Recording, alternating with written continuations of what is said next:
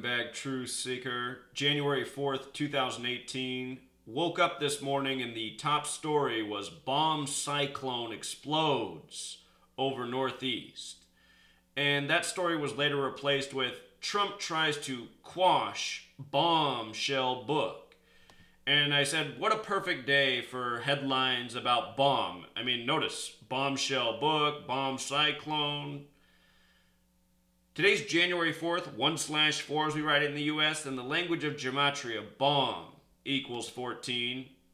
And I want to remind what I talked about last year when Mexico had an earthquake outside of Mexico City on the 32-year anniversary of the last devastating quake to the city. And the morning of, before the earthquake happened, on the 32-year anniversary, the president of Mexico asked people to practice for what happens in an earthquake. Using the alphabetic order, bomb sums to 32. The way bomb also sums to 14 is using the rules of numerology. Notice B is 2. O is the 15th letter. Numerology form, 15 is 1 plus 5 is 6. So O is worth 6. M is 13. 1 plus 3 becomes 4. So it becomes 2 plus 6 plus 4 plus 2, which is 14. And notice 32 and 14 both reduce in numerology to 5. But here, Mexico, major earthquake, 32-year anniversary. Today, January 4th, bomb headlines. Not coincidental. Here's what you need to be reminded of. From 1945 to 1992, the United States of America had an atomic and nuclear bombs testing program. A lot of bombs were detonated way high up in the atmosphere for the purpose of understanding how they could be used to manipulate weather. Also, a lot of bombs were detonated underground, and for what purpose was never disclosed. But why would you detonate massive bombs underground? How about to trigger fault lines to set off earthquakes? A lot of suspicious earthquakes in this world. As a reminder, the nuclear atomic testing program, creating the bomb in the first place, the testing, it was known as the Manhattan Project. Manhattan, which in gematria sums to 92. And in 92, Bill Clinton signed the bill that ended the testing program. The testing was ended in 92, which was part of the Manhattan program. Now, what I talked about was how the next year in Manhattan, a massive bomb was detonated at the World Trade Center. And the story was that let me come down here some more. Consider this happened in 93, this massive bomb went off. It was explained that the terrorists, by the way, they said the lead terrorist was the Blind Sheik. Blind Sheik equals 93, like the year it happened in. They said that the terrorists put the bomb in the wrong way and it detonated deep into the ground instead of going upwards like they intended. And they said had the bomb exploded upwards, it would have brought down the World Trade Centers. Predictive programming.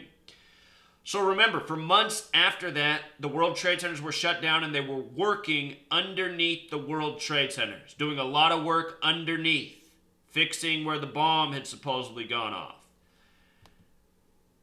Consider what the site of the World Trade Centers was called when the buildings came collapsing down.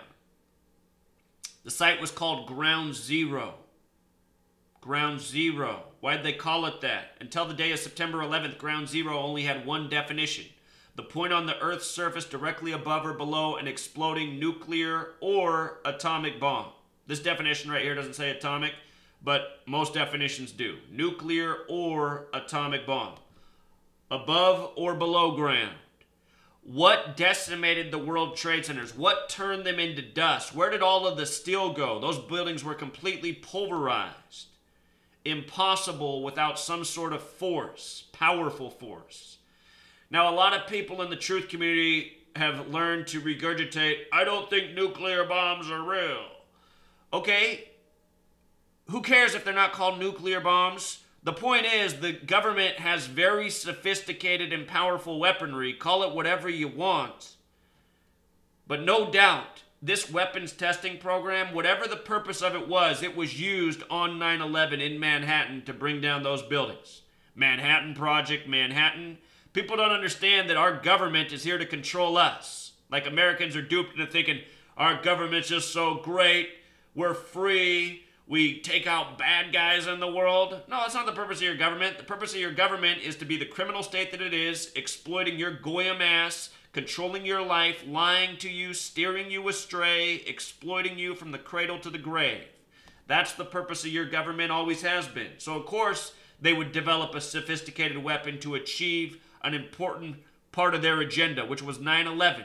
The entire Bush administration, before they were in office, were called the Project for a New American Century. They wrote a document calling for a new Pearl Harbor to start off the new century for a new agenda about attacking the Middle East and building a police state in the United States of America. Exactly what's been done since September 11th. So, I'm trying to show you.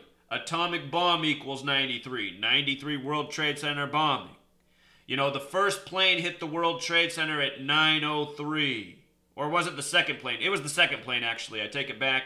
There was Flight 93 that day. The first plane, I remember now, the first plane hit floors 93 through 99. The second plane hit at 9:03.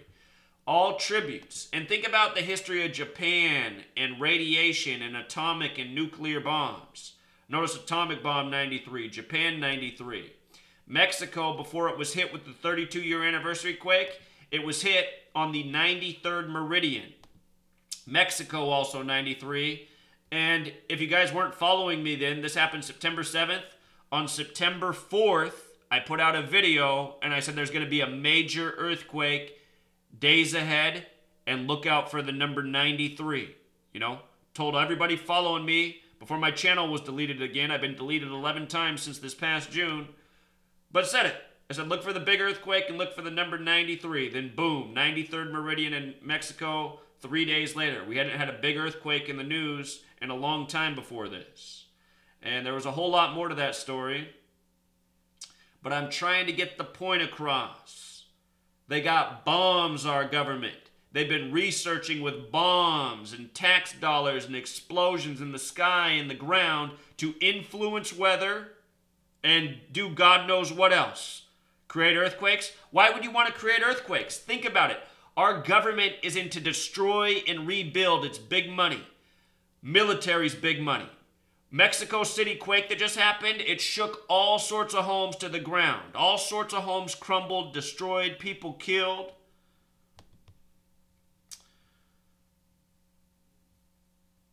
Think about it.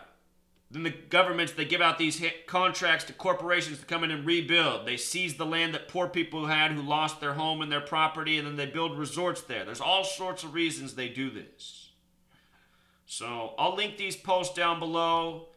You know, it's no coincidence you're getting these headlines on January 4th. This is mocking.